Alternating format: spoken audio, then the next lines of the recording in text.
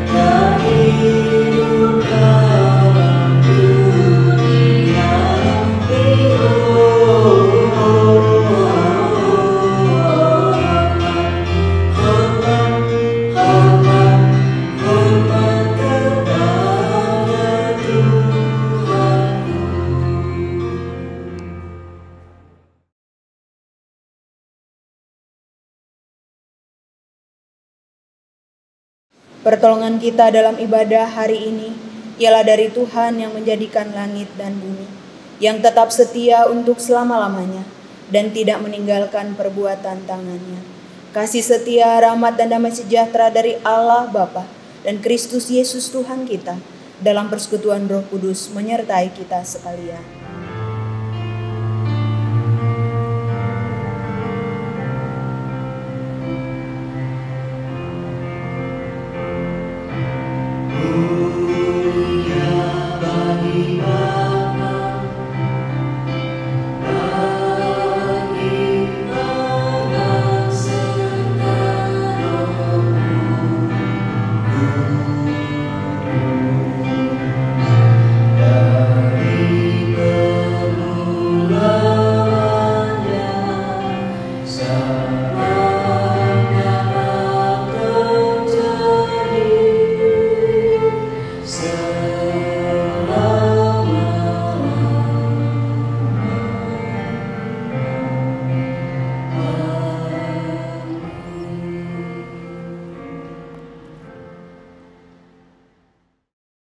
Jemaat yang terkasih dalam Tuhan Yesus Kristus, nas pembimbing dalam ibadah minggu pagi ini terambil dari Mazmur nomor 100 ayat 1 dan 2. Demikian firman Tuhan.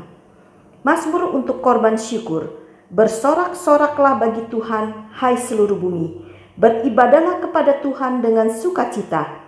Datanglah ke hadapannya dengan sorak-sorai. Mari kita sambut nas pembimbing tadi dengan menaikkan pujian dari Nafiri Rohani 215 ayat 1 dan 3. Harapanku hanya satu.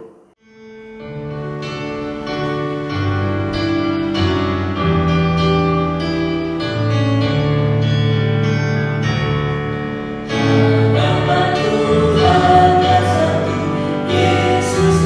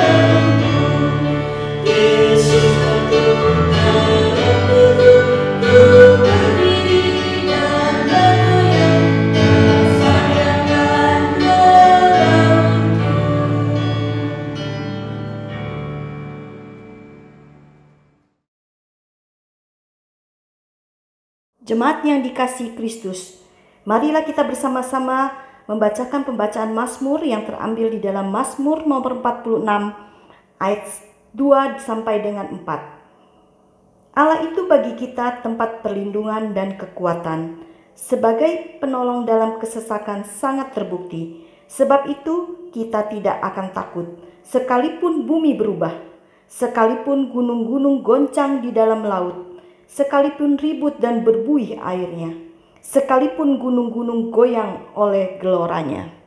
Jemaat yang terkasih dalam Tuhan Yesus Kristus, marilah kita datang kepada Tuhan yang Maha Kudus untuk merendahkan diri, mengakui akan segala dosa dan kesalahan kita kepadanya, dan memohon pengampunan darinya. Marilah kita awali dengan pujian penyesalan dari Nafiri Rohani 156 ayat 1 sampai dengan 3. Hampirlah padaku Tuhan.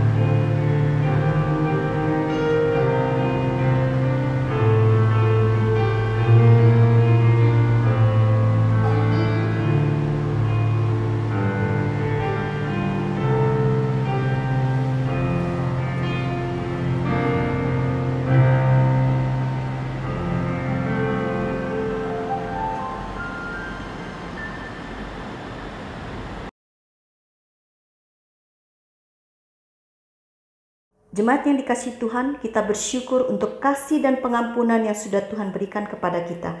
Marilah kita naikkan pujian syukur kita dari Nafiri Rohani 83 ayat 1 dan 2. Kasih Tuhanku Yesus.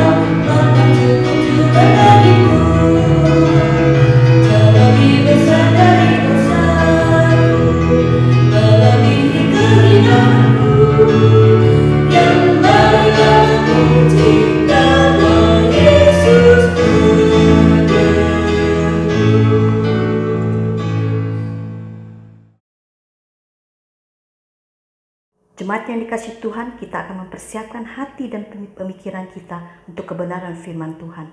Biarlah kita menyiapkan hati kita dengan menaikkan pujian.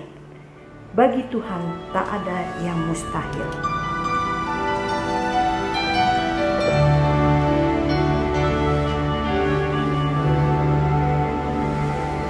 Ku yakin saat kau berfirman, ku menang saat kau bertindak.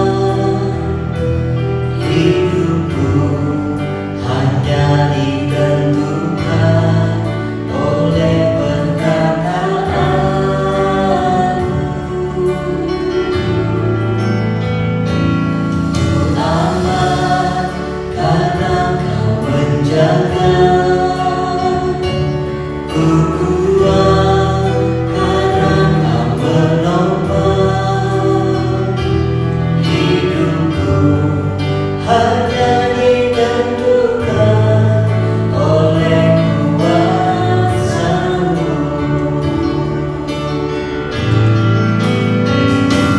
Bagi Tuhan tak ada yang mustahil. Bagi Tuhan tak ada yang tak mungkin. Mujizatnya disediakan bagiku.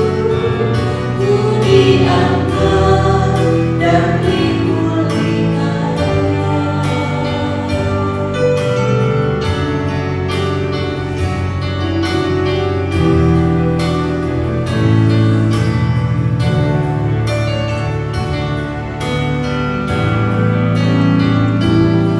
Ku aman karena kau menjaga, ku kuat karena kau menopang. Hidupku hanya ditentukan oleh kuasa-Mu. Bagi Tuhan tak ada yang mustahil. Bagi Tuhan tak ada yang tak mungkin. Mujizatnya disediakan bagiku. Ku diangkat dan dipulihkannya. Bagi Tuhan tak ada yang mustahil. Bagi Tuhan tak ada yang tak mungkin. Mujizatnya disediakan bagiku. Ku diangkat dan dipulihkannya. Mujizatnya disediakan bagiku. Ku diangkat dan dipulihkannya.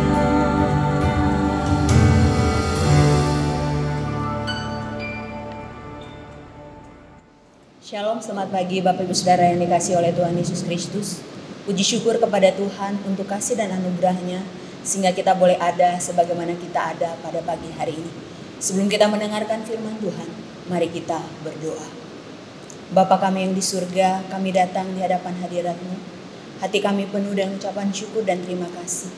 Oleh karena kasih-Mu, oleh karena kebaikan-Mu Tuhan, maka kami ada sebagaimana kami ada. Bersyukur Tuhan di tengah situasi dan kondisi bangsa kami saat ini. Masih ada waktu dan kesempatan untuk kami boleh mendengarkan firman Tuhan.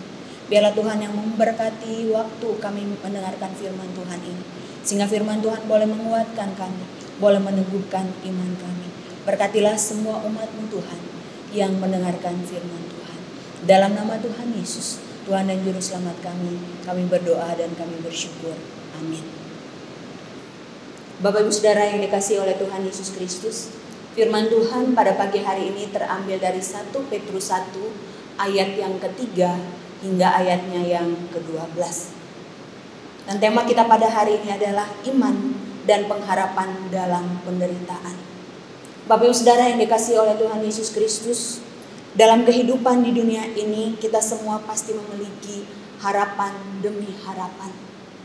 Kita pasti berharap hidup kita akan lebih baik, usaha lancar, semakin maju, pelayanan baik, anak-anak kita sehat, mereka menjadi anak-anak yang takut Tuhan. Kita berharap sakit kita disembuhkan, ekonomi kita dipulihkan. Dan kalau kita kuliah, kita dapat kuliah di kampus yang ternama. Setelah kuliah, dapat pekerjaan yang bagus, kemudian kita mendapatkan pasangan yang cantik, ganteng, dan takut akan Tuhan. Kita juga tentu berharap supaya pandemi COVID-19 ini juga cepat berlalu. Tidak ada yang salah dengan setiap harapan kita. Namun bagaimana bila yang terjadi tidak seperti yang kita harapkan di dalam kehidupan kita? Apakah kita masih akan tetap percaya kepada Tuhan? Apakah kita masih akan tetap hidup dalam iman dan pengharapan kepada Tuhan? Iman yang dimaksudkan di sini adalah percaya pada apa yang Allah sudah lakukan. Dan pengharapan di sini yang dimaksudkan adalah bahwa percaya pada apa yang Allah janjikan untuk masa yang akan datang. Pada umumnya yang menjadi reaksi kita saat apa yang kita harapkan tidak terjadi seperti yang kita mau adalah kita menjadi kecewa. Kita menjadi putus asa, dan yang paling berbahaya adalah bila kita larut dalam kekecewaan dan keputusasaan, maka itu akan membuat kita kehilangan iman dan pengharapan kepada Tuhan. Sebagai seorang murid yang sangat dekat dengan Tuhan Yesus, Petrus memiliki pengalaman iman bersama dengan Tuhan, maka Petrus tahu bahwa kesusahan, penderitaan seringkali merenggut iman dan pengharapan orang percaya, serta membawa orang percaya masuk dalam jurang ketakutan dan keputusasaan yang dalam. Karena itu melalui suratnya ini Petrus mendorong orang-orang percaya, yaitu orang-orang Yahudi yang tinggal di perantauan seperti yang tertulis dalam 1 Petrus 1 ayatnya yang pertama, yang pada saat itu mereka sedang mengalami penindasan, penganiayaan, penderitaan oleh karena iman percaya mereka kepada Kristus. Tujuan Petrus menuliskan surat ini adalah supaya mereka menjadi saksi-saksi Kristus yang baik bagi orang-orang yang telah menganiaya mereka, dan mengingatkan mereka bila mereka dengan tekun atau sabar dalam penderitaan, maka penderitaan yang mereka alami akan membawa mereka kepada kemuliaan. Secara sederhana dalam bagian firman Tuhan ini Petrus mengajarkan kepada orang-orang percaya yang ada di perantauan bagaimana seharusnya sikap orang percaya ketika menghadapi penderitaan di dalam hidupnya. Petrus katakan bahwa sikap yang harus kita miliki adalah kita harus menjadi saksi yang baik terhadap orang-orang yang telah menyebabkan kita menderita. Bukan hanya itu saja, Petrus juga menasehatkan bahwa kita harus bersuka cita di dalam penderitaan. Mengapa orang percaya harus bersuka cita dalam penderitaan? Bila kita perhatikan dalam 1 Petrus 1 ayat yang ke-6 dikatakan, dan bergembiralah akan hal itu. Hal itu yang dimaksudkan di dalam ayat ini menunjuk kepada keselamatan kekal, kepada warisan surgawi yang Tuhan sediakan, yang Tuhan anugerahkan kepada setiap orang yang percaya kepadanya, seperti yang tertulis di dalam ayat yang ketiga sampai ayat yang kelima. Karena itu Petrus mau katakan bahwa sekalipun karena iman orang-orang percaya harus mengalami beragam penderitaan, tetapi hendaknya orang percaya tetap bersuka cita dan mengarahkan pandangannya pada Kristus yang telah memberikan keselamatan melalui kebangkitannya dari kematian.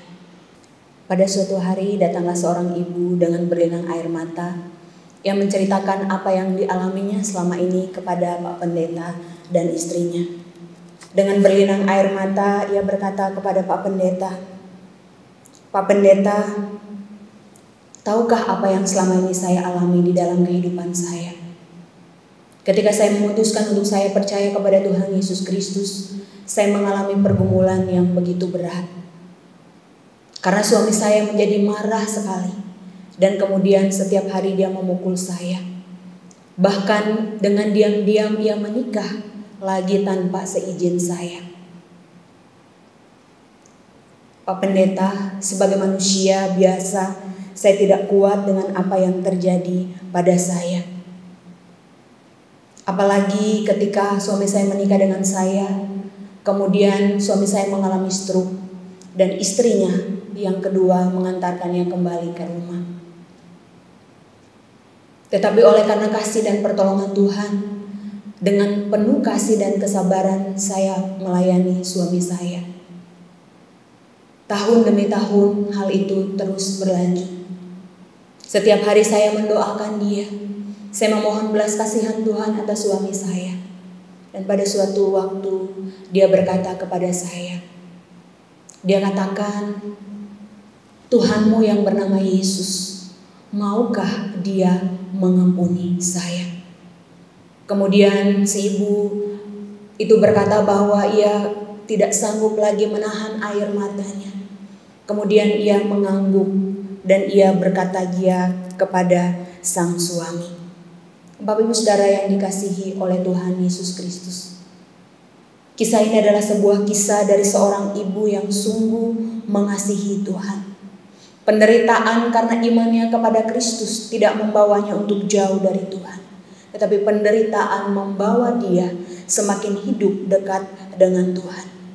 Dan penderitaan juga membawa dia untuk mengalami Tuhan di dalam kehidupannya. Karena melalui kesaksian hidupnya, melalui kasih yang ditunjukkan kepada suami yang begitu memperlakukan dia dengan begitu kasar, telah memenangkan sang suami untuk percaya kepada Kristus.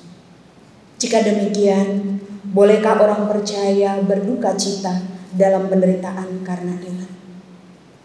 Bolehkah orang percaya membalas setiap perbuatan jahat yang dialami oleh karena imannya kepada Tuhan Yesus Kristus? Bila kita perhatikan di dalam firman Tuhan dalam ayat yang ketiga sampai yang keenam, firman Tuhan katakan bahwa orang percaya seharusnya tidak membalas setiap perbuatan jahat yang diterima. Petrus katakan bahwa bila kita mengalami penderitaan oleh karena iman kita kepada Kristus, oleh karena ketaatan kita kepada Kristus, maka itu adalah kasih karunia. Dan dalam Roma pasal 12 ayat 17 sampai 19 Paulus katakan bahwa orang percaya tidak boleh membalas kejahatan dengan kejahatan. Paulus dengan tegas mengatakan, kalahkanlah dengan kejahatan dengan kebaikan. Namun mungkin kita bertanya di dalam hati kita, tetapi bagaimana kalau orang tersebut tetap saja berbuat jahat kepada saya dan semakin dibaikin kelakuannya tambah parah, tambah jahat? Apakah saya masih harus tetap mengasihi, mengampuni dan berbuat baik kepada orang tersebut? Kalau saya nggak tahan lagi, bolehkah saya membalas setiap perbuatan jahatnya kepada saya? Bapak Ibu Saudara yang dikasihi oleh Tuhan, firman Tuhan katakan kepada kita seberapapun sering kita disakiti, kita harus mengampuni dan mengasihi. Sebagaimana Kristus Yesus telah mengampuni dan mengasihi kita. Kita juga harus terus menyatakan perbuatan baik kepada orang-orang yang menyebabkan kita menderita. Dan kita juga tidak boleh membalas setiap perbuatan jahat mereka. Karena Roma pasal yang ke-12 ayat 19 firman Tuhan berkata bahwa pembalasan adalah haknya Tuhan. Jika pembalasan adalah haknya Tuhan, maka sebagai orang percaya kita tidak diizinkan untuk membalas setiap perbuatan jahat yang kita terima. Namun yang harus kita lakukan adalah serahkan semua perlakuan jahat yang kita alami kepada Tuhan. Biarlah Tuhan sendiri yang menjamah orang tersebut. Biarlah Tuhan sendiri yang menolong kita untuk kita bisa mengatasi hal buruk yang kita alami. Oleh karena itu Bapak Ibu Saudara yang dikasihi oleh Tuhan Yesus Kristus, Sebagaimana ibu tadi, dia menyaksikan bagaimana ketika dia percaya Kristus dan ia terus mengalami penderitaan dan ia tidak membalas. Dan juga bagaimana teladan Kristus yang sudah diteladankan kepada kita ketika ia menderita, ia tidak membalas. Itu juga yang harus kita teladani di dalam kehidupan pengiringan kita kepada Tuhan. Bapak Ibu Saudara yang dikasihi oleh Tuhan Yesus Kristus, apakah penderitaan berat yang saat ini kita hadapi oleh karena iman kita kepada Kristus? Apakah oleh karena iman kita kepada Kristus kita juga mengalami kesesakan di dalam rumah tangga? Apakah oleh karena iman kita kepada Kristus kita juga mengalami penderitaan di tempat kita bekerja, di tempat kita studi, di tempat kita tinggal? Firman Tuhan katakan sekalipun demikian, biarlah kita tetap setia kepada Tuhan. Roma pasal yang ke-12 ayat 12 firman Tuhan berkata, bersukacitalah dalam pengharapan, sabarlah dalam kesesakan, dan bertekunlah dalam doa. Petrus sangat mengerti bukan suatu hal yang mudah hidup di tengah orang-orang yang belum percaya kepada Kristus. Petrus mengerti betul akan hal tersebut. Oleh karena itu Petrus dengan tegas memberitakan kepada jemaat Tuhan yang berada di perantauan bahwa jika mereka taat, jika mereka percaya, tetap percaya kepada Kristus ketika berada di dalam penderitaan, maka kelak penderitaan akan Tuhan ubahkan menjadi kemuliaan. Oleh karena itu tekanan, penindasan, penderitaan bukan menjadi alasan orang percaya untuk hidup dalam keputusasaan dan tanpa iman. Tetapi hendaknya penderitaan membawa orang percaya semakin hidup melekat kepada Tuhan, semakin hidup mengandalkan Tuhan, dan mengalami Tuhan melalui setiap penderitaan yang dialami. Bila demikian, apakah tujuan Allah dalam penderitaan orang percaya? Di dalam 1 Petrus 1 ayat yang ke-7 dikatakan bahwa tujuan penderitaan adalah membuktikan kemurnian iman. Karena iman jauh lebih tinggi nilainya daripada emas. Jadi di dalam ayat yang ke-7 ini di sini kita melihat bahwa Petrus memberikan gambaran iman sejati dengan emas yang fana. Petrus menuliskan bahwa emas yang fana diuji kemurniannya dengan api. Seperti yang kita ketahui bahwa api berfungsi untuk memisahkan setiap campuran dan hanya menyisakan logam murni. Begitu juga dengan iman sejati akan teruji melalui penderitaan dalam kehidupan orang percaya. Emas murni akan timbul semakin berkilau dalam api. Namun bila emas itu palsu, maka akan hancur dalam api. Demikian juga dengan iman orang percaya. Setiap penderitaan yang terjadi dalam kehidupan kita diibaratkan seperti api yang sedang dipakai oleh Tuhan untuk memurnikan emas iman kita dari unsur logam yang lain yang bukan emas. Dan penderitaan tidak akan menghancurkan atau merusak iman yang sejati. Sebaliknya menjadikannya lebih murni atau memurnikannya. Jadi bila kita sabar dalam penderitaan, maka kita akan timbul seperti emas. Seperti emas yang dibakar dalam api yang membuatnya semakin berkilau. Bapak Ibu Saudara yang dikasihi oleh Tuhan, iman sejati kepada Kristus akan timbul ketika kita berada di dalam penderitaan. Iman sejati adalah kepercayaan penuh pada kuasa, kehendak, keputusan, dan waktu Allah sesuai dengan hikmat, kasih, dan kedaulatannya. Iman sejati juga berarti bahwa menyerahkan segala sesuatu kepada Allah dan taat pada firman-Nya, apapun keadaan serta konsekuensinya. Karena itu bila kita mau tahu apakah kita memiliki iman yang sejati kepada Tuhan, itu akan terlihat ketika kita berada di dalam penderitaan. Bukan ketika semua dalam keadaan baik, bukan ketika kita dalam keadaan sehat, semua yang kita inginkan terpenuhi, tetapi ketika kita sakit, ketika keadaan kita tidak baik, ketika kita tidak aman, ketika kita tidak nyaman, ketika usaha kita tidak lancar dan kehidupan kita tidak terkendali, maka disitulah iman sejati kita kepada Tuhan akan teruji. Oleh karena itu, bila pada umumnya ketika berada dalam penderitaan kita bertanya pada Tuhan, Tuhan, mengapa harus saya? Mengapa bukan dia Tuhan? Kenapa harus saya yang menderita? Berapa lama lagi Tuhan Engkau akan membiarkan saya hidup dalam penderitaan? Sampai kapan Tuhan? Namun setelah kita mengerti, seperti yang dikatakan di dalam ayat 7, bahwa bagi orang percaya ada tujuan dan rencana Allah di balik setiap penderitaan. Maka seharusnya kita bukan bertanya mengapa saya Tuhan, sampai kapan Tuhan, tetapi harusnya yang kita tanyakan kepada Tuhan adalah, Tuhan, apa tujuanmu di balik semua yang Engkau izinkan terjadi dalam kehidupanku. Bapak Ibu Saudara yang dikasihi oleh Tuhan, ingatlah senantiasa bahwa tidak ada satu hal pun dalam hidup kita yang terjadi secara kebetulan. Semua pergumulan, semua kejadian dalam hidup kita atas sepengetahuan dan seizin Tuhan. Semua ada dalam tujuan dan rencana Allah, Sang Pemilik kehidupan ini.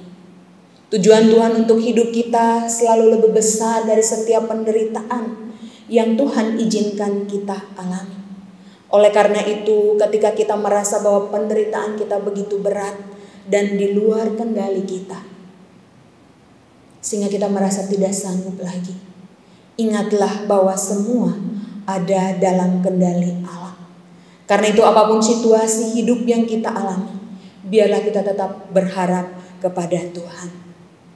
Sebuah survei mengatakan bahwa manusia dapat hidup tanpa makan 40 hari tanpa makan. Tanpa air maka manusia bisa bertahan hidup 3 hari. Tanpa bernafas manusia bisa bertahan 4 menit. Tetapi manusia tanpa pengharapan hanya dapat bertahan 1 detik dan sesudah itu manusia akan mati. Oleh karena itu firman Tuhan mengingatkan kita pentingnya sebagai orang percaya kita terus hidup di dalam pengharapan kepada Tuhan. Ibrani 6 ayat 19 berkata pengharapan itu adalah sau yang kuat dan aman bagi jiwa. Bapak Ibu Saudara yang dikasihi oleh Tuhan Yesus Kristus, dampak pandemi COVID-19 membuat banyak orang kehilangan hal-hal yang didambakan. Membuat kita kehilangan kesempatan untuk buka usaha, membuat kita kehilangan keuntungan, membuat kita kehilangan waktu untuk bisa kumpul bersama dengan teman-teman kita, membuat kita kehilangan pekerjaan, bahkan ada juga yang kehilangan orang-orang yang dikasihi.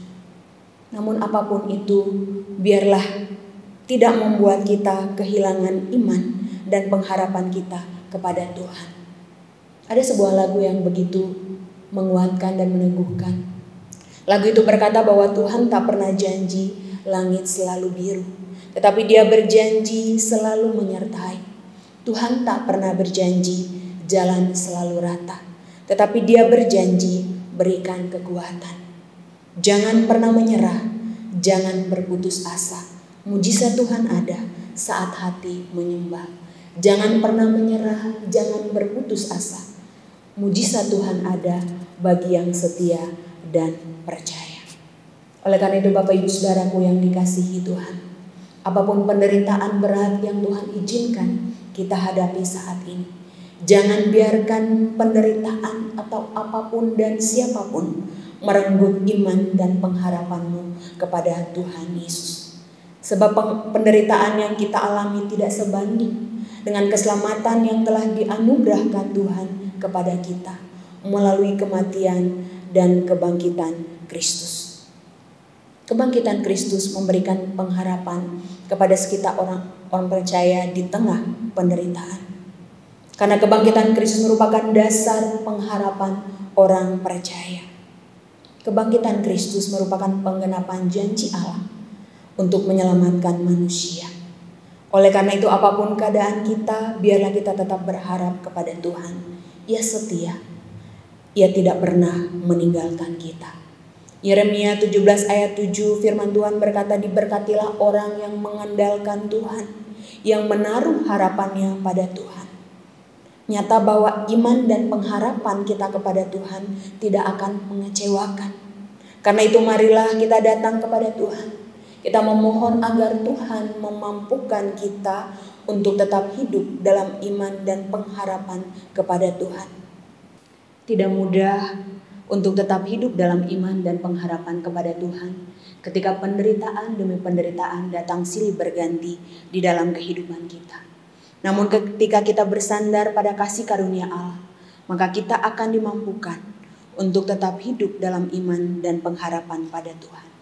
Karena kita percaya bahwa Allah hadir dalam setiap penderitaan umatnya. Amin. Mari kita berdoa. Bapa, kami datang di hadapan hadirat-Mu. Kami sungguh bersyukur dan berterima kasih karena kami memiliki Allah yang setia di dalam seluruh situasi kehidupan kami. Ampuni kami Tuhan yang seringkali tidak setia ketika kami menghadapi pergumulan demi pergumulan di dalam kehidupan kami.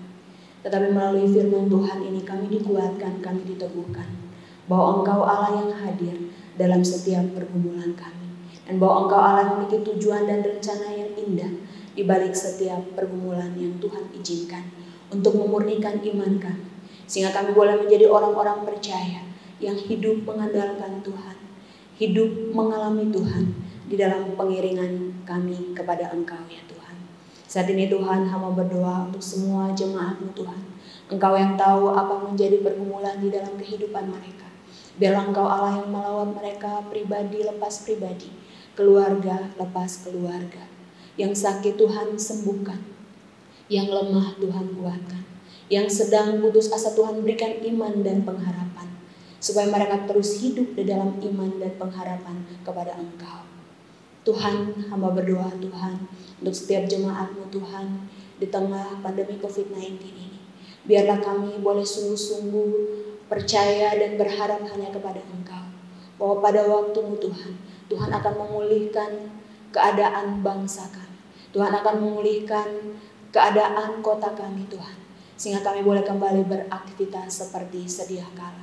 Dan biarlah di tengah pandemi COVID-19 ini Tuhan, kami menggunakan setiap waktu untuk kami boleh sungguh-sungguh memiliki relasi yang dekat dengan Tuhan. Juga memiliki relasi yang dekat dengan keluarga kami. Sehingga kami boleh merasakan kasih Tuhan di tengah-tengah keluarga kami. Bapa, kami juga berdoa untuk bangsa dan negara kami, untuk pemerintahan kami di tengah pandemi COVID-19 ini. Tuhan berikan hikmat kepada Presiden Jokowi dan juga setiap aparatur pemerintah, supaya dengan hikmat yang daripada Tuhan menyelesaikan setiap problem yang terjadi atas bangsa ini. Kami juga berdoa untuk setiap para medis, dokter, perawat yang menangani setiap pasien yang terpapar COVID-19. Biarlah Tuhan yang menjaga, lindungi mereka. Tuhan yang jaga, lindungi keluarga mereka. Tuhan yang berikan kekuatan, sukacita di dalam setiap pelayanan yang mereka lakukan. Dan biarlah di setiap pelayanan mereka, bila ada pasien yang tidak percaya, boleh dibawa untuk percaya kepada Engkau ya Bapa. Terima kasih Tuhan. Inilah doa-doa kami yang kami naikkan di dalam nama Tuhan Yesus Kristus yang telah mengajar kami berdoa. Bapa kami yang di surga, dikuduskanlah nama-Mu. Datanglah kerajaan, jadilah kehendak-Mu di bumi seperti di surga. Berikanlah kami pada hari ini makanan kami yang secukupnya, dan ampunilah kami, seperti kami mengampuni orang yang bersalah kepada kami. Dan janganlah membawa kami ke dalam pencobaan, tetapi lepaskanlah kami daripada yang jahat. Karena Engkau yang punya kerajaan dan kuasa dan kemuliaan sampai selama-lamanya. Amin.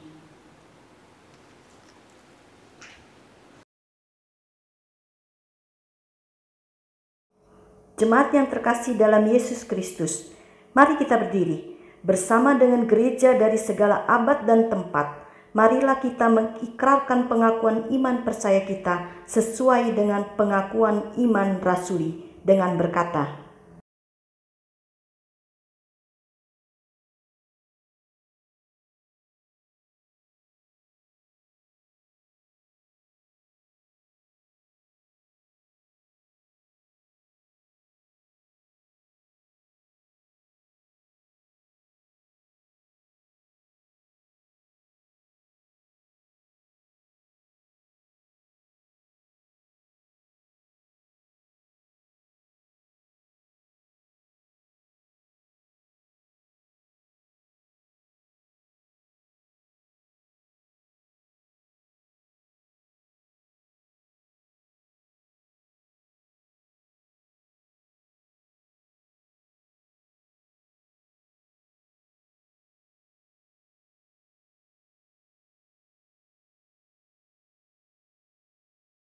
Jemaat kekasih Kristus, marilah kita memberikan persembahan syukur sambil mengingat firman Tuhan dari Amsal 11 ayat 24 sampai dengan 25. Ada yang menyebar harta tetapi bertambah kaya.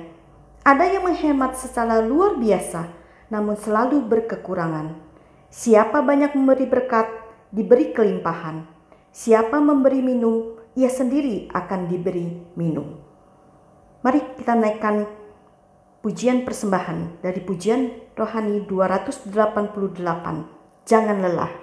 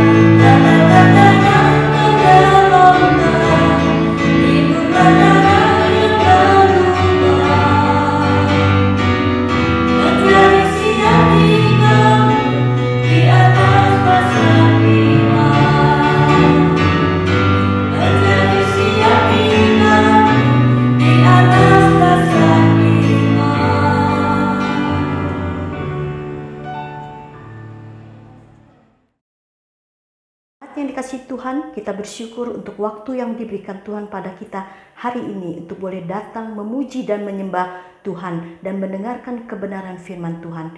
Biarlah firman Tuhan boleh terus menguatkan kita untuk menjalankan kehidupan kita di dalam pimpinan Tuhan. Kita naikkan pujian pengutusan dari Nafiri Rohani 278 ayat 1 dan 3. Tiap langkahku.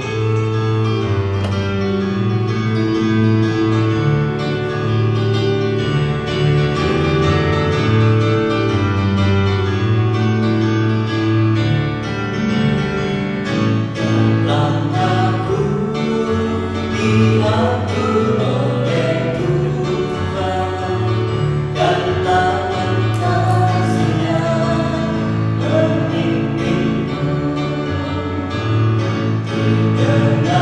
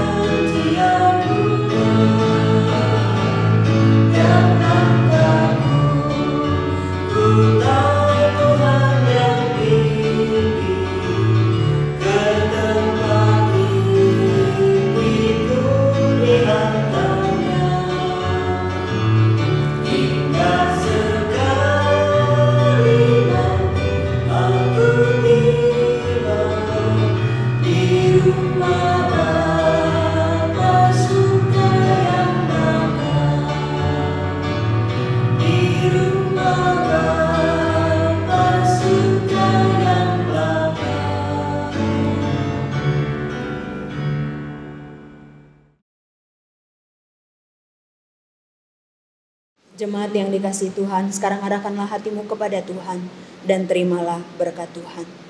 Tuhan memberkati engkau dan melindungi engkau. Tuhan menyinari engkau dengan wajah-Nya dan memberi engkau kasih karunia. Tuhan menghadapkan wajah-Nya kepadamu dan memberi engkau damai sejahtera sekarang dan selamanya. Amin.